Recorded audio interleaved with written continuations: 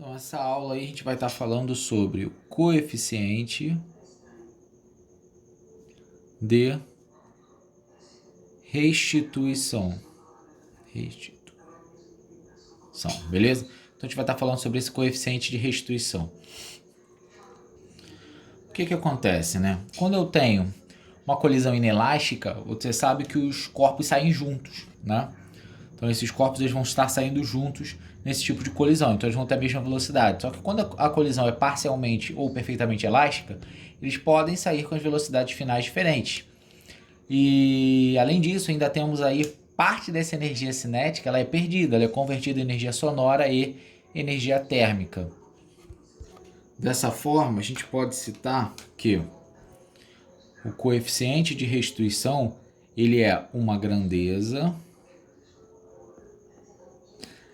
adimensional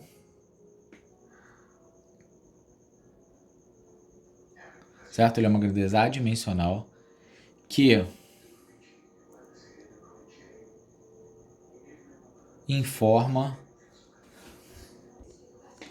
informa-se um choque parcialmente elástico está mais próximo de um perfeitamente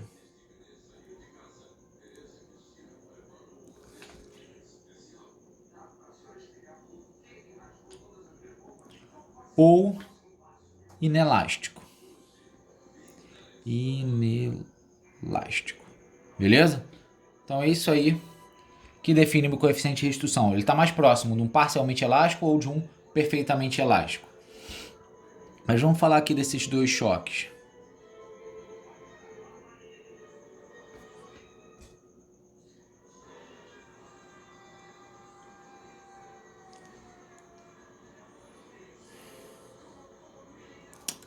Inelástico. Então, ó, parcial é perfeitamente elástico e inelástico. A gente consegue afirmar que o choque perfeitamente elástico ele vai não ter, né? Ele vai ser sem perda de energia elástica. E o inelástico, ele vai ter a perda máxima de energia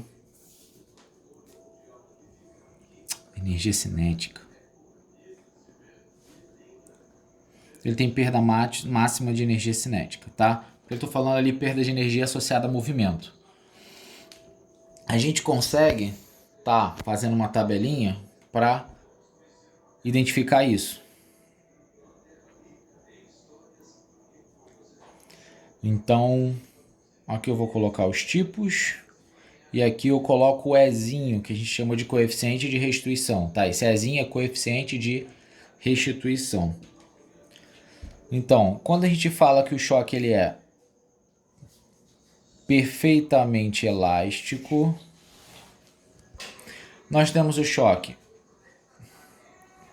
parcialmente elástico e o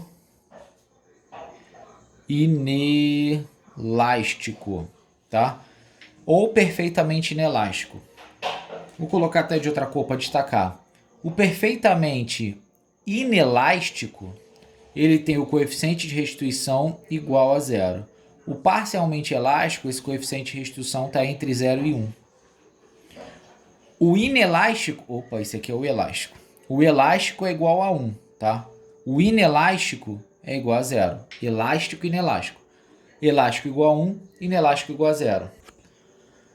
Então, como a gente faz para calcular esse coeficiente de restituição? A gente vai falar que esse coeficiente ele é dado como a velocidade relativa depois dividido pela velocidade relativa antes. Beleza? Velocidade relativa, mesma direção e sentido, soma as velocidades. Mesma direção, sentidos contrários, ela subtrai. Então, é só você calcular pela velocidade relativa que a gente já viu. Próximo, aí vamos falar de colisões bidimensionais.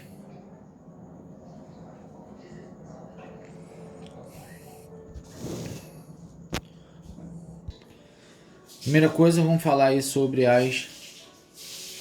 a conservação no eixo X. Então, quando a gente fala da conservação no eixo X, a gente está pegando a quantidade de movimento antes vai ser igual ao QA mais o QB, que é igual a 0. Isso aí a gente vai ter em problemas desse tipo aqui embaixo.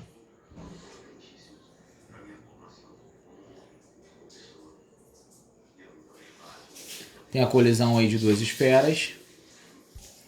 As duas esferas colidem, né? E cada uma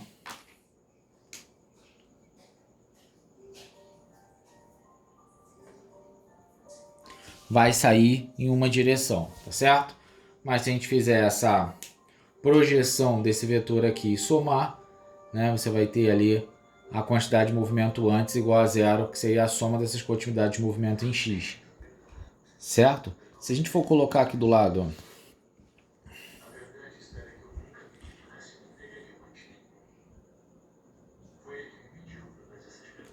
conservação no eixo Y. Agora a gente vai fazer a conservação no eixo Y. Quando a gente faz a conservação no eixo Y, eu também vou ter o QA mais o QB. Óbvio que aqui eu estou falando de X, aqui eu estou falando de Y, tá? Quando eu pego a quantidade de movimento depois,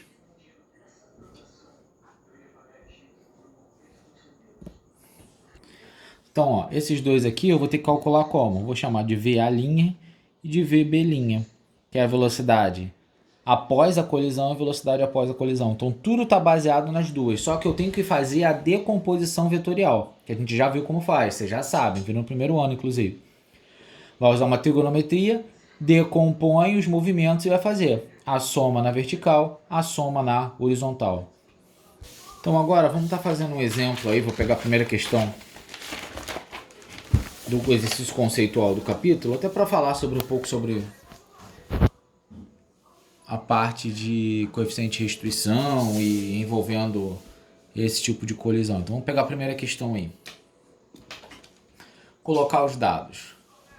Uma superfície lisa horizontal ocorre um choque central entre um corpo X. Vou colocar aqui um cubo. Esse corpo X ele tem massa m e ele está com uma velocidade de 6 metros por segundo. O corpo que ele falou que é Y, ele tem massa 2m. E ele está com velocidade 0. Está parado. Após o choque, o X ele retorna. Lembrando que o X tem massa m, ele retorna com uma velocidade de 2 metros por segundo. Ele quer saber qual é a velocidade de Y após o choque.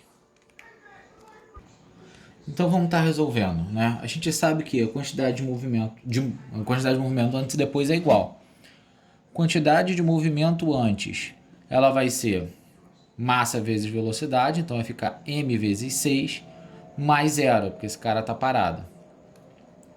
Quantidade de movimento depois, eu tenho que esse cara, massa m, ele vai voltar, se ele volta é negativo, 2m, velocidade vezes m, sentido contrário, sinal negativo.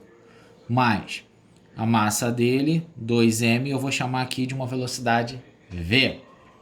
Beleza? Então tenho essa relação aí.